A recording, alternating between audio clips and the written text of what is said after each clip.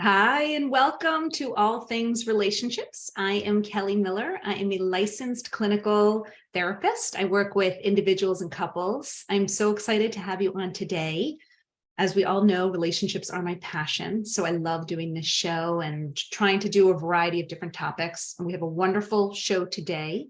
Just a reminder that if you have any questions or comments, you are more than free to go to the chat box below and put in any questions, comments.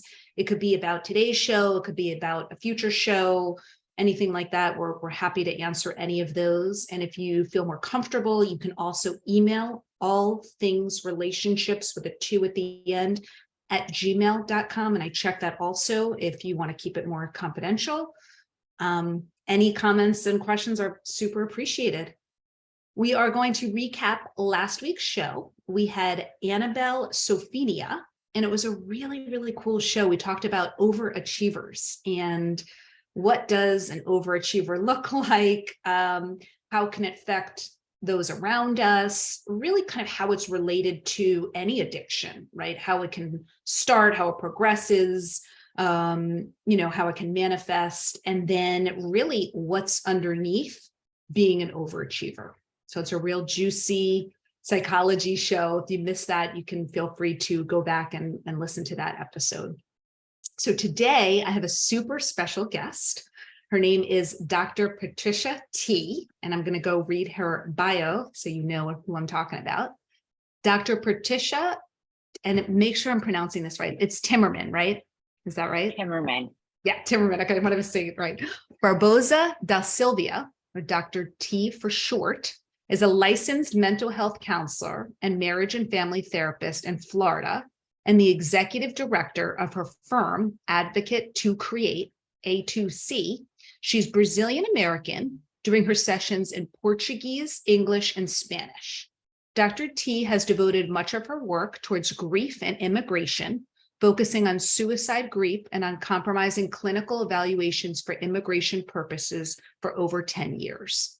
In the last 5 years or so, through her work with couples and her own experience, Dr. T has developed her IAP model, Intention, Action, Perception, which serves as a Google Translate of communication.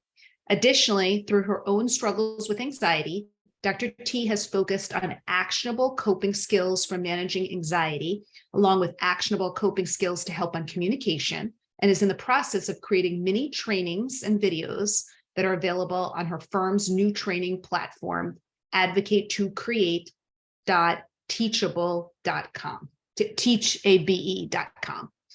Welcome, Dr. Patricia T. I'm so happy to have you. Oh, it's nice to be here. So what was really interesting to me, you do a lot of really fascinating things. And I was like, okay, where should we start? What should I pull from? But the IAP really stood out to me because I too am a very actionable tool-based therapist. So I loved this. And so I kind of pulled you in, and I want to hear if you can tell everybody what this model is and, how it came to be. Absolutely. So, this model kind of came from my own relationship with my husband. I'll just give the quick anecdote as to how it was birthed. We were having an argument, and I remember that in the middle of the argument, I left. Now, in my mind, there was an expectation or a meaning associated to his actions afterwards, right? So if he followed me, that means he cares. Ergo, if he does not follow me, means he does not care. And guess what? He did not follow me.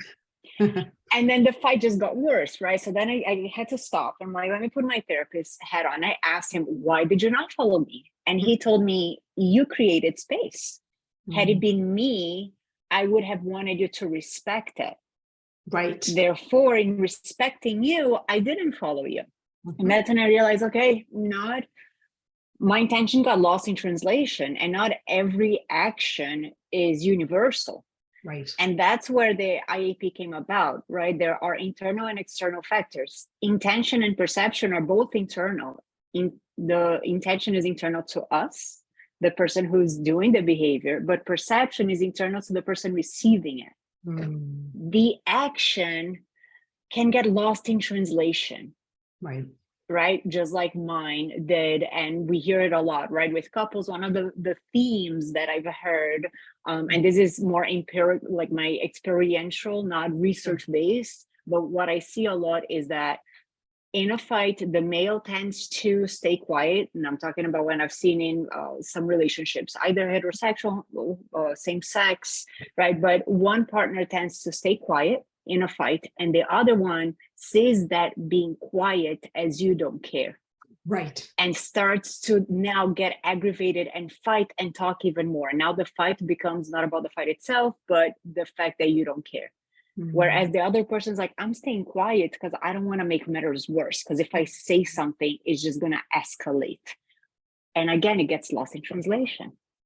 So, okay, so just to make sure that I understand as well as our listeners. So it's like we start with an intention, and then the question is, how will it be perceived by somebody else? So it's like, right. Yeah. Yeah. And this I can see that. Sorry, no, I'm just thinking this is so true, right? We all come in, we have this intention and we have this idea, exactly like you said, or even, for texting or calling, if this person really likes me, they will text me, right? Or, but maybe they're thinking, oh, you're working and, I don't want to disturb you or whatnot. And so we create these stories in our head of how it should be. How the person should take the action. And this is the right way to do it. And we're not communicating with that person around that. Yeah, it gets lost. Like, for example, right now I just touched here, right? So because I'm on my phone as we do this, the intentionality is, oh, there's somebody, I know that there may be questions in the chat.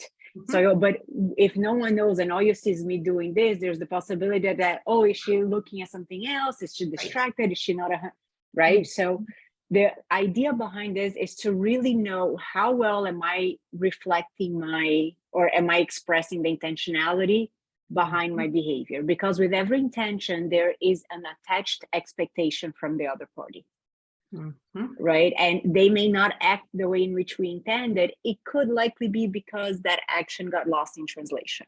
Right. So it's like they may have started off well with a positive intent, and then got hurt, the emotion got in the way, and then it led in a different direction. Okay, so let's see. Okay, so from there, so knowing this, can you then lead us the second piece of it, where how you would teach couples to do this? Yeah. So for one example, right? So if I am the person who is doing something, I like you get to know me. I have something with the number 3. So one of the things that I created is what I call the 3 columns of communication, right? There's what I want to say, which sometimes is not necessarily what I mean, right? But I just need to vent it out. So the first column is what I want to say. The second one is what's the actual message I want someone to receive? Because the thing is that sometimes what I want to say and the message, they get derailed. Right. So let me truly identify what is it that I want to say to you? What is the message I want you to receive? And then the most important, which is the third column, how well do I know my partner or that person to figure out the best delivery method? Okay. Right. So can you give me an example of those columns? I always tend to use my family. So my God, one day they're poor family. My poor family. So I love my mother-in-law, and one of the things about her and my husband are very different, right? And for my mother-in-law, she's the type of person that she will put others before herself. But this is her way of showing love, right? Putting others before herself. So if my husband goes and tells her, Mom, I want you to put yourself first, that's not going to translate well. Like, know your audience, right? But if the message is, I want you to be well, I see you're overworked, that's the message. The best delivery method is, when I see you hurting, I hurt, right? Put us first. Yes. Because there's that attachment. Does that make sense? Yes. So it's like knowing that it has to land well with your audience, right? Yeah. For them to have that buy-in, right? So once your mother-in-law heard, oh, okay, this is hurting him. Oh, I probably shouldn't be doing this. Versus if she never heard that piece, she might have just continued. Yeah. Or even knowing, for example, love languages. Again, I'll use my, please love me, hubby. But their love language is very different. One of my mother-in-law's love language is gift giving. Uh-huh. My husband's love language is not gift receiving. So I remember having to talk to them once because she would come and she was like, oh, let me give you this. And his immediate response was no. The meaning associated to his response, the intention was, no, mom, don't spend money on me. That's okay. I'd much rather spend time with you. The perception was for her was a rejection of his love. That's why I say it's like he's a Google Translate of communication, because like that, once they became aware of it, we are able to stop taking things personally. Right. When we understand like his no is not a rejection of my love, this is just not how he receives love, and he's now more receptive sometimes when she offers stuff. Does that make sense? That makes complete sense. Yes. Yeah. And by the way, so we're talking with Dr. Patricia T. If you just logged in, we are talking about her model, which is fantastic. It's intention, acceptance, and perception. And intention, action, perception. I'm sorry. Intention, okay. action. It's funny. It's like, I want to accept it all. Intention, action, and perception. And this works well with couples, or do you say even just the normal layperson, right? Like friends, whoever. Okay, family. And even in work, right? Being able to identify again, right? How is my employee or how's my employer receiving what I have to say, right? So there is really the identification. I love the 3 columns. What I want to say, what is the message I want you to receive, and then the best delivery method. And becoming aware that maybe I don't know the other individual well enough to know the best delivery method. So then we fall back to Bowen's I statement, or Gottman's, criticism versus complaint, where I feel, then we know that entire formula. But it can really make a difference in allowing for a better communication. Now, from the perspective of the receiver, I told you me and threes. I created the rule of 3 interpretations, which I also use a lot with anxiety, which is what we have. Usually something happens. So the intentionality just happened, right? My husband did not follow me. My immediate thought is an assumption, is my first perception. He does not care. Right. At that moment, I'll ask you to pause and identify 2 other possibilities, right? So if we're human beings, I don't know why, but we tend to do worst case scenarios. For balance sake, best case scenario. So he cares so much he didn't follow me. I don't know. And then a likely case scenario, he was puzzled by my behavior. Right. And then choose the one that serves you best. I don't care which one it is. If it is the worst, the best, the neutral, but choose the one that serves you best, or the situation best. So this is for the receiver to be able to really pause and identify possible alternative intentions behind someone's actions. So when you say what serves you best, you mean what by that? Whatever you believe will help you deal with a situation. I see. Okay. So, right. So if you go for the more positive, that may help you. Maybe you're just not there and you need the neutral or something like that. Okay. Exactly. Maybe you really want to break up with somebody, and the worst case scenario is the one that's going to give you that lift. Right. Exactly. Right? But I'm not choosing for you. I'm not telling you that it has to be the best. You get to identify. I have at least 3 of so many possible alternatives. Right. I get to choose the one, as opposed to when I don't, and I just go with that automatic thought without pausing. That thought seems like a fact. Exactly. Like he doesn't care about me. Now I'm going to act upon that. Yes, that makes a lot of sense. So it sounds like it's a lot of internal work for the person with the intention first, but then when do you communicate with your partner to sort of check in about that, or do you not? Is this just sort of a singular activity? You do. So there are then other things that we can use. Those are the actionable parts that are fun, right? Okay. The art of communication, reflecting, right? I talk to my clients, and even myself, my brother-in-law and I have different political views, and I've used reflecting as a way for us to make sure that we heard what each other said. Right. Right. And the science behind that reflecting is truthfully to be able to, one, repeat what you told me, and then repeat what I understood from what you told me, and then give you the ability to either tell me that is exactly it, or no, not at all. Right, right. So, right. So reflective listening, just for the viewers who want to know. So that would be something, what I'm hearing you say, Dr. Patricia T, is that, you were upset that your husband didn't follow you. Right. And then that gives Exactly. you the opportunity to either say yes, okay, or correct me. No, you didn't hear it quite correctly. It's, that I was upset X, Y, and Z. So, Yeah. right. Yeah. And a lot of the time, that's a great thing with clients or even with ourselves, because when somebody's talking, sometimes we are already thinking about our response, that we're no longer listening. And the concept of reflecting requires me to listen, because I'm going to have to repeat it back to you. Right. Exactly. Right. So It forces you to stay present. Right. It forces you to stay present. And there are so many little things that we get to do. Like another thing that I love, and I think I had spoke with John about that one. I said, if no one takes anything out of this, take the concept of gratitude. Yes. Right? Because the intentionality behind it, if we think about, is the classical conditioning. Right? Sometimes we are so on guard with our partners that whenever they open their mouths, we already believe it's going to be a criticism, a complaint, something I need to defend myself from. It's like Pavlov, right? Like ring the bell. Right. So we want to shift that classical conditioning by just saying thank you. Like, thank you for going to Publix. Thank you for cleaning the dishes. That creates space for me to, when my partner opens his or her mouth, I am no longer on guard, because it could be a thank you or it could be a criticism. I don't know. But now it's a little bit of both. Gives you room for that.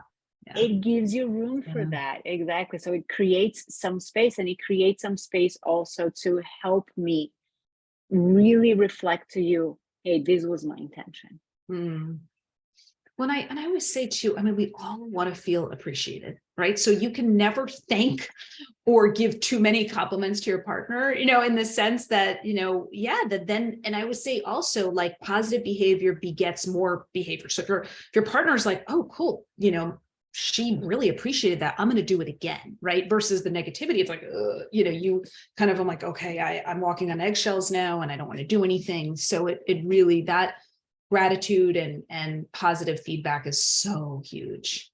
Yeah, is the acknowledgement, right? And I love that you said the word feedback, because we tend so often to provide constructive criticism. And so there's something that I call instructive compliment, right? Which is like, in the culture I grew up in, Jewish, Brazilian, there was always a lot of weight on what we did wrong and what we needed to improve upon than what we did right.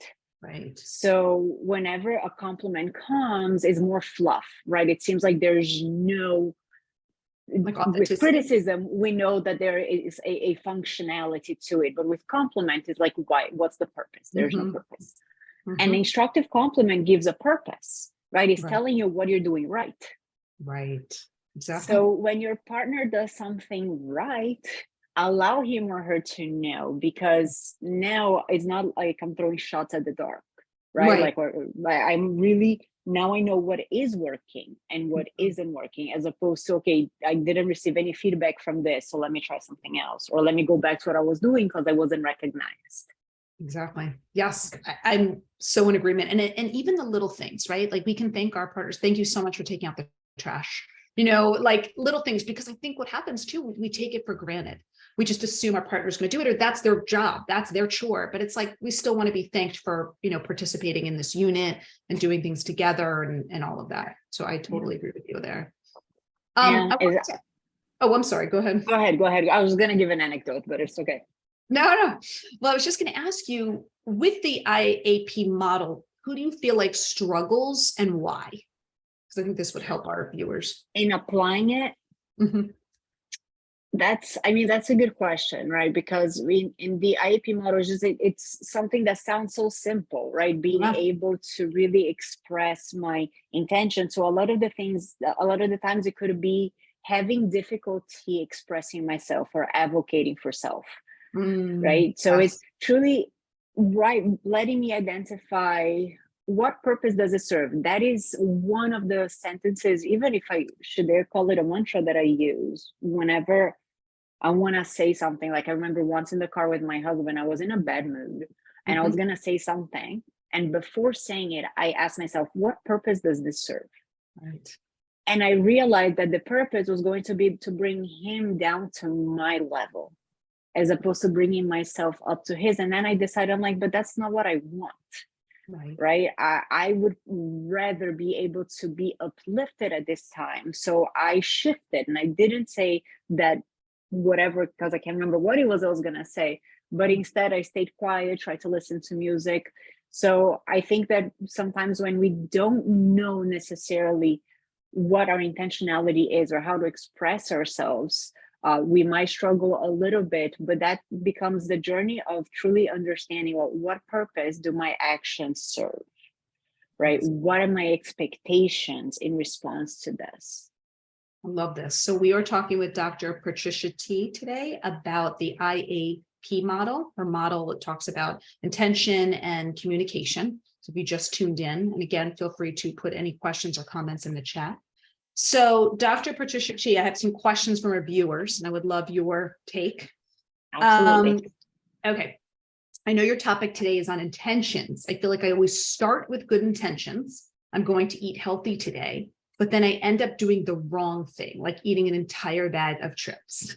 How do I stay focused on my goals without messing it up?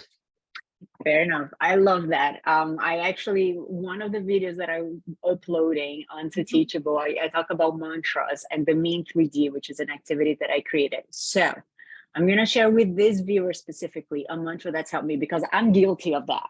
Right. And my intention is good. And then it just kind of all goes down the drain. I was a lot of like an all or nothing type of core belief. Right. So it's I either do it all or I do nothing. My intention is great. But then once I ate one chocolate, I'm like, oh, you know what? I couldn't do it all, so nothing. So the mantra that I've been holding on to is better something than nothing, which I shorten it to better some than none. And the way that that helps me is I ate a chocolate, better some control than no control. Right. So let's say maybe I will allow myself to eat two now. Another thing that I will say is fooling ourselves.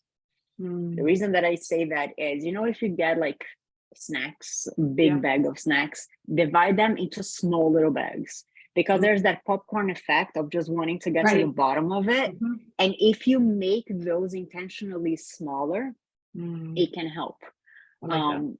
One of the ways that I did for me, because I eat healthy food, but my anxiety leads me to binge eat.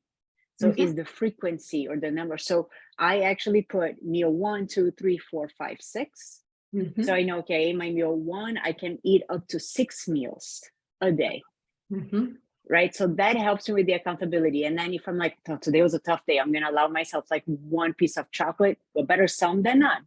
Right. Like, let's not go down So that has been my way of being able to strive to keep up with my intentionality little by little. I hope that answered the question. I love that. No, I think you're spot on with the black and white thinking, right? We sort of set ourselves up to be perfect in these situations, right? I want to do this, and so I'm going to do it all the way. And if I'm not doing it all the way, then I've sort of failed. And so I think you're right in setting yourself up for, I love the expression. It's like, 80% is good enough, right? So it's like, if you're doing it 80%, that's good enough. We don't need to get to 100. So we have to be a little bit more gentle with ourselves, I think, in a lot of these goals, right? We're tough. We're our harshest critics. So we're really tough. And then the natural thing is, well, I'm not good enough anyway, so I'm just going to give up. So I love your thoughts, and I agree with you, that 80% rule.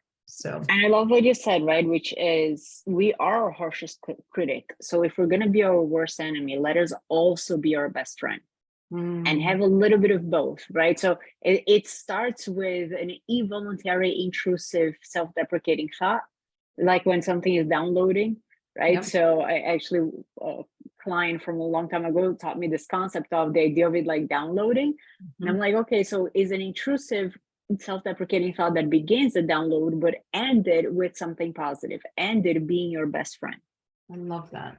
Well, as you're talking about that intrusive thought, it reminds me of like a virus. It's like the virus in our computer. It's like, it's like the thing we don't want, but I love that you turned it around. It's like, no, we can end it in a positive way. So we have time for, I think, another question or two. How do I get my partner to get more focused on what he wants to do? I feel like I'm always carrying him, trying to get him to do more in his career, in the home. I'm tired of being the only one to constantly motivate him. Fair enough. Fair enough. I'll say so one of the things in my relationship with my mother that I noticed, and I promise is going to answer this question, is that her discomfort was more uncomfortable to me than to her. And so she never really would reach her threshold because I was always there to save her. Yeah. Right. And that's when I realized, like, I am not responsible for your happiness. I'm here to help upon your request, which meant I needed to be uncomfortable with her discomfort and let her reach that threshold where she would want to ignite change. Right. I kept on blocking her from that point. So you can express, your desire to assist. I'm here when you need it, and even be able to express, right? When we're together, there's you, there's me, and there's us, and how the me and the you is impacting the us. Right? How can I be here for you, even what is preventing you, and how can we maybe do something together? But we kind of need to go at his pace more so than yours. I'm assuming it was his and her in the conversation. I don't know. Sure. Yes, I agree with you. And I think something that's so hard that all of us struggle with is that we really can't motivate somebody else, that it has to come from them. Right? Because ultimately, if this partner does do it for her, it's going to be short-lived, right? We want him to recognize how important it is if he wants to do that. So I agree with you in the beginning of like, okay, is there discomfort for her where maybe she doesn't, isn't attracted to him because he isn't as motivated, and that's kind of on her, right? But maybe it's also that he's got some underlying fears around being successful, or, and that's something for him to look at too, of, okay, how can we help him get to his best place by him seeking individual therapy? But I think it's got to come from him. And you're right, she can support him, but ultimately it's got to be his call, him wanting to do it, which is tough. What I would say though is use the word we. So there's power in feeling a part of something. When we say you or I, can be very lonely. Like, what can we do? How can we help? I'm here for you and with you. I'm just not going to do it for you. For you. Exactly. Oh, I love that, Woody. I love that so much. So we have a few minutes left. Was there anything else that you wanted to talk about or communicate in the last few minutes to the viewers? No, I mean, I will be posting or uploading some of the videos on actionable stuff to do. I'm starting with anxiety because that's my individual struggle. And so feel free to go, not this week, it's not going to be up this week, but hopefully after next week, I'll have some videos on Teachable, as well as I'm going to start doing the ones on the intention, action, perception. Hopefully the book will come soon. Oh, good. So yeah, just be aware. Wait, I'm sorry to interrupt you because we did have a question. How do you enforce the action part of an IEP model when the receptionist is not open to listening? Well, identifying alternative methods, right? Okay. One, if somebody's not open to listening to what I have to say, I can't necessarily force them to listen to me, right? But there are things in which I can do, right? Maybe wait a little bit before being able to identify when would you be ready. This is really important for me to be able to express to you. Please advise me as to when you would be ready. There are other methods through letter writing, which again, you really want to be specific on what I want to say, the actual message I want you to receive, and the best delivery method. That could be helpful. That makes a lot of sense. Dr. Patricia T, wonderful. Thank you so much. Can you give your website and social media one more time for everybody? Absolutely. The name of our firm is Advocate 2 with the number 2 Create, because we're very much about advocating for ourselves. So you can find us at www.advocatetocreate.com, and our training site is www.advocatetocreate.teachable.com. Awesome. And you can find us on Instagram. Fantastic. Oh, and is it the same Instagram handle? Advocate to Create, Okay. yes. Perfect. Makes it easy.